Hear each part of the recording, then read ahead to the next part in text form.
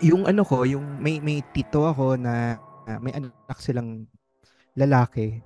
Baby pa yun, baby pa. Madaming kababalaghan sa bahay na nire-rent nila that time. Okay. Ah, Sa province nyo rin yun? Or, yes, sa okay. province. Mm. Na-find out namin na ang reason siguro dahil dun sa mga kababalagan na nangyari kasi alam mo yung apartment style na bahay ni wall Mm. lang, 'di ba? May wall. Yes, Parang yes. Oo. duplex. Ang Yes. katabi niya, yung kaduplex niya, morgue ng ospital. Bakit? Ba't naging, usually bahay yung mga naka-duplex pero sige. So Hindi, morgue kasi yung, oh. yung ospital na yun, that was pre-Japanese, parang Japanese time Okay. pa. Okay, okay, okay. Luma ng ospital, kumbaga ngayon hindi na siya functioning. Pero because dahil luma na siya and siguro may cultural significance, andun pa rin, ayaw ipa-demolish ng may-ari. Pero wala nang ina-admit. Pero yung wall na nagdi-divide doon sa yung palang kabila pala nun, morgue. Noong time na yon. Ngayon, ang mga na-experience nila, aside sa parang lumabo yung relationship na away ng away, minsan daw may nakikitang babae na nakadungaw dun sa pinsan ko na baby. Sa loob, naka-itim. Sa loob, kung saan yung crib niya o saan siya natutulog, palagi may, Yung crib. may nanonood sa kanya. Yes, nakita daw na tumataas yung ko ngayon, no? Balahibo ko. Nandiyan siya. Sa tabi mo. Oh. Yung tito ko, nakita daw niya, habang nakahiga siya, nakita niya may babaeng nakadungaw sa anak niya. Siyempre, nagpanic siya. Bigla na lang daw nawala. Tapos, minsan daw may sa bintana, may kamay na papasok. Siyempre, kumbaga, nag-worry siya. Yes. Biglang may kamay na biglang, ang taas-taas nung, mataas daw yung bintana, ba't daw may kamay? Yes, oo. Ngayon, na-realize namin, baka may open yung third eye nitong tito ko sa mother side. Yes, oo. Kasi siya lang nakakakita eh. Oo, siya lang. Siya lang. Tapos, naaalala ko na isa sa mga worst doon is, may kapatid siya na nasa abroad. Tapos, uso pa nun, telepono. Ba't daw nakita niya? Para doppelganger. Nung kapatid niya? Oo. Saan? Sa loob ng bahay? Sa labas, naglalakad. Napatawag siya ngayon sa father niya, which is lolo ko. Umuwi ba si ganito? Kasi nakita ko ba't uuwi yun? Dapat alam natin, di ba? Kumbaga, nag-long distance pa sila. Nandun sa ibang bansa. Yes. Ba't nakita ko? Sabi niya.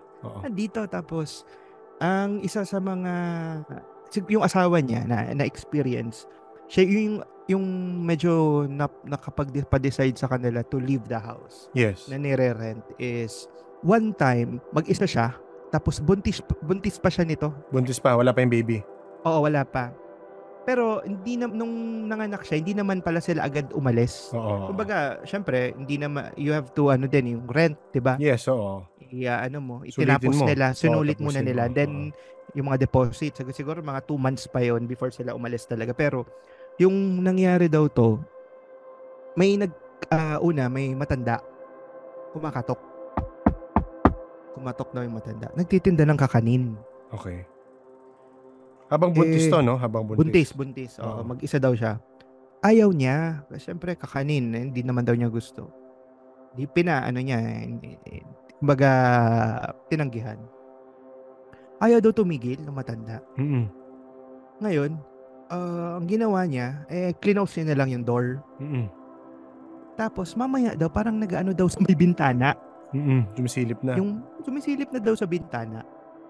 Na nag-worry siya sa security niya kasi mag-isa siya, babae. Mag-isa siya, buntis, babae. Tumawag sa lolo, sa ang tawag ba doon?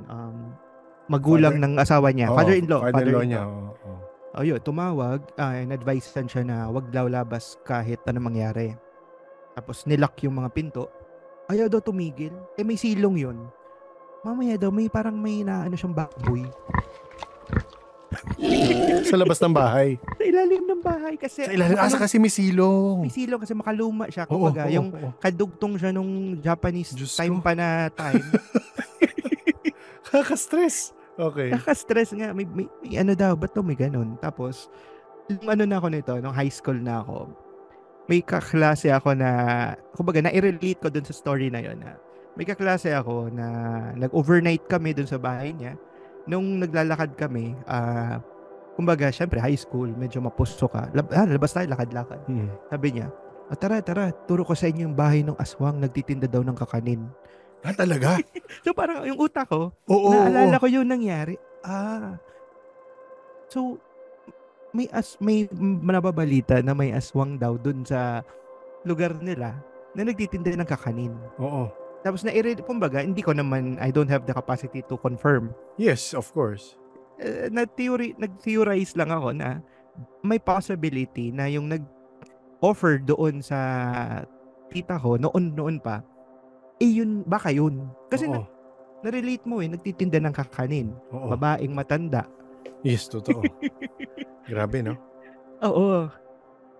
Ang balita naman sa kanila, wala naman daw ginagawa. Parang nagtitinda lang daw ng kakanin. Siguro sa ibang lugar na doon siya nag-ano.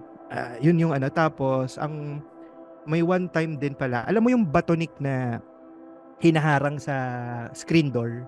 Kasi hindi gumagana yung screen door mo Yes. Harangan mo ng malaking bato. Para hindi gumalaw. Yes. Lumipad daw yun, sabi ng tita ko, may crucifix sila, bumaliktad. A few days nun, umalis na sila. Okay. So, iba pang instance yun Iba pang instance yun. That was ano din yun. Ako siguro, namatay kumbaga yung instance na ibang araw din yun. I was, after yun, mamatay nung tiyuhin ko na nakita ko habang naglalaro ako. Okay.